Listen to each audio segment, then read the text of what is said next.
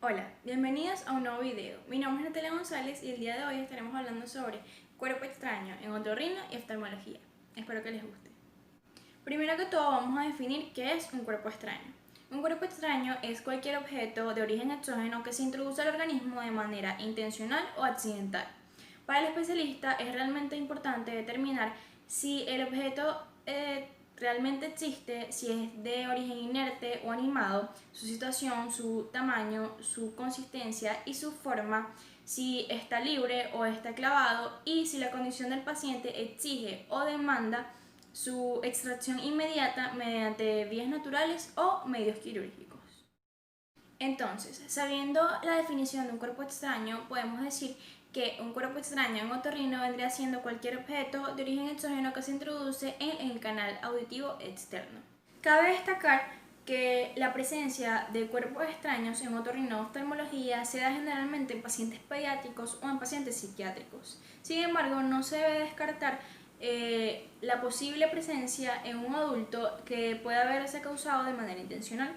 La clínica. Los síntomas habituales o leves se van a dar generalmente por cuerpos extraños que no han causado casi lesiones en el conducto auditivo externo o en la membrana timpánica, aun cuando pueden estar en contacto con los dos. Estos son la hipoacusia, que es un síntoma que se va a presentar en ocasiones de manera inconsciente por la suplencia del oído opuesto y por darse espacios en los que se ve la reflectividad de vibraciones. 2.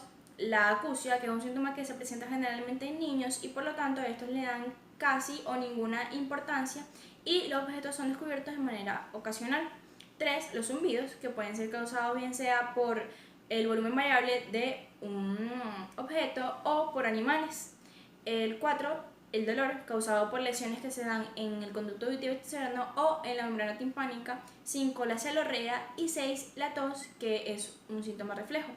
Entre los síntomas más graves tenemos los vómitos, que pueden ser en ocasiones incontrolables, las crisis epilépticas, los estados convulsionantes o el vértigo.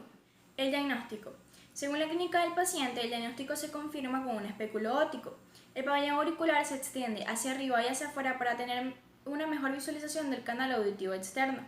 Con este examen no solo vamos a poder determinar si el cuerpo extraño realmente existe o no, sino que también vamos a poder ver sus dimensiones y con qué objeto estamos tratando. Esto con el fin de fijar la mejor forma o el mejor procedimiento para la extracción del objeto. Entre los diagnósticos diferenciales tenemos que tener en cuenta, por ejemplo, una acumulación de cerumen, un hematoma o una otitis externa. Ahora sigamos con la extracción del cuerpo. Primero que todo hay que considerar en algunos casos de niños y adultos la necesidad de anestesiar. Si el cuerpo extraño es un animal, es importante matarlo antes de extraerlo. Esto se debe a que al intentar extraer un animal de manera forzada, este puede causar lesiones en el conducto auditivo o en la membrana timpánica. Para ello se le coloca 2 gotas de aceite de parafina o lidocaína al 2%. Si no se tienen los instrumentos especiales para realizar el procedimiento, con una sonda de aspiración, un forceps, una pinza se puede realizar. Incluso cuando hablamos de objetos metálicos se puede realizar con un imán. Si no se sospecha de ningún daño o ninguna lesión en la membrana timpánica, se debe lavar el conducto con solución 09, a excepción de que hayan cuerpos extraños que se pueden inflamar por el efecto del agua, como por ejemplo el papel o las semillas. También es importante revisar si no hay presencia de un objeto o un cuerpo extraño en el otro oído. Si se presenta un daño o una lesión al conducto auditivo y esto causa una reacción inflamatoria, se debe prescribir una suspensión antibiótica al paciente, el cual debe utilizar y permanecer durante 15 minutos acostado para permitir que ésta haga efecto. Sin embargo, en la mayoría de los casos de extracción de cuerpo en otorrino no se envía ningún medicamento. Criterios de derivación a ORL. ¿Cuándo debemos referir a un especialista? Existen 3 criterios. 1. Todo paciente al que no se haya podido extraer el cuerpo extraño. 2. Que durante el proceso de extracción se hayan producido lesiones mayores en el canal auditivo externo o en la membrana timpánica. Y 3. Todo paciente que tenga antecedentes de perforación de la membrana timpánica o presencia de otorrea u otorragia. Cuerpo extraño en oftalmología. La mayoría de las lesiones provocadas por un cuerpo extraño incrustado en la córnea o en la conjuntiva no son peligrosas y no suponen un riesgo para la función normal del ojo. Estas con frecuencia se dan durante labores que desprenden fragmentos de materiales como por ejemplo madera, metal, cerámica, entre otros. Sin embargo, es importante descartar la presencia de un objeto incrustado en el globo ocular.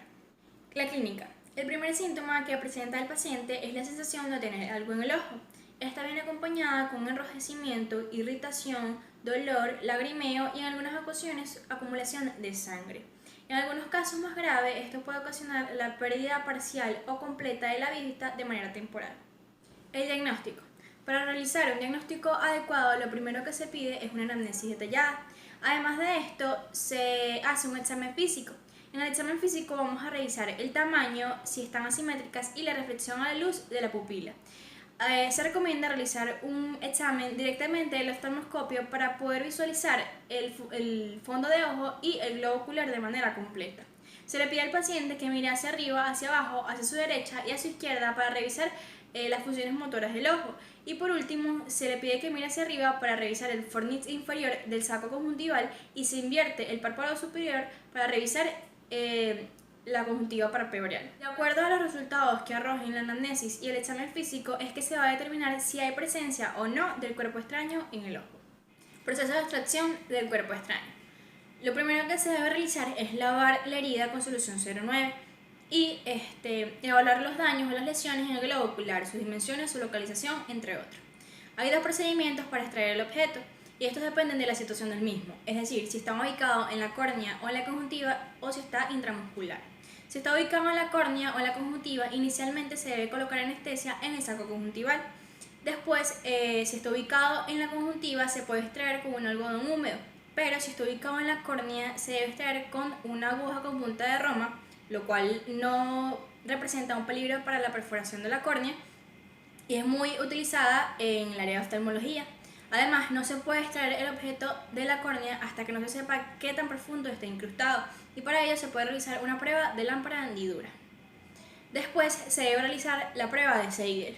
Esta prueba consiste en colocar una gota de fluorocenina en la superficie del globo ocular. El líquido que escurre en la superficie de la córnea, diluido con el líquido acuoso de la cámara anterior, representa una lesión intramural de la córnea. Por lo tanto, a su vez representa la prueba de Seidel positiva. Si esta sale positiva, entonces se debe referir inmediatamente y con urgencia al área de oftalmología. Después se debe lavar la superficie del globo ocular para retirar los excesos de fluorocenina y se debe evaluar otra vez el mismo para revisar las erosiones. En las áreas que no están erosionadas, entonces se van a colorear de azul y de amarillo.